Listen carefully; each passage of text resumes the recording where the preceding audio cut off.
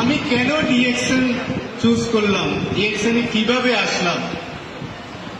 আমি বাংলাদেশ নৌবাহিনীতে 30 বছর চাকরি করার পর 2010 সালে অবসর গ্রহণ করি এবং এই ডিএক্সএনের দাওয়াতটা আমি পাই 2022 সালে। ঠিক আছে, কতগুলো বছর পার হয়ে গেল আমার অবসর জীবনে, কিন্তু ডিএক্সএনের দাওয়াত আমি পাইনি। কিভাবে পেলাম?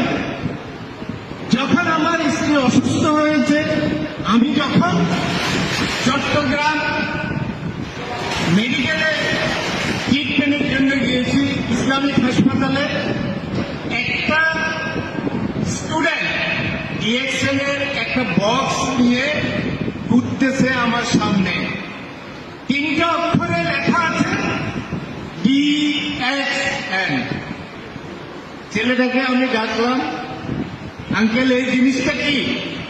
বলতেছে যে এটা মালয়েশিয়ান একটা কোম্পানি, গ্যানোডার্মা মাশরুম মিশ্রিত প্রোডাক্ট। মাশরুমের প্রোডাক্ট দিয়ে এই আইটেমগুলো, পণ্যগুলোকে তৈরি করা হয়। এখন গ্যানোডার্মা মাশরুমটা কি তখন তো আমি জানি না।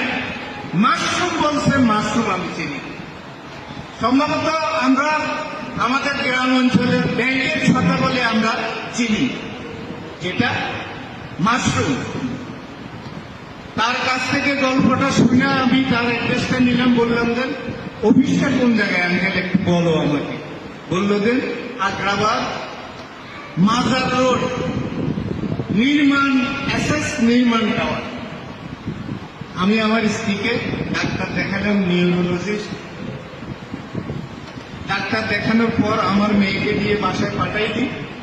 পাঠানোর পর আমি ওই অফিসে শরণাপন্ন হলাম।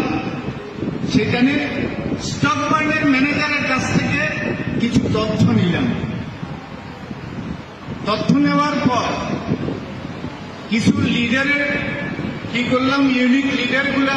তখন এইসব হাসান হায়দারের সাথে আমার পরিচয় নাই, কোন লিডারের সাথে আমার পরিচয় নাই। আমি কিছু প্রোডাক্ট সংগ্রহ করি। তখন করোনার সময়, করোনা পার হয়ে গেছে, কিন্তু বাংলাদেশে কোনো প্রোডাক্ট ছিল না। আমি মালয়েশিয়া থেকে প্রোডাক্ট এনে আমার স্ত্রীকে ট্রিটমেন্ট করাই।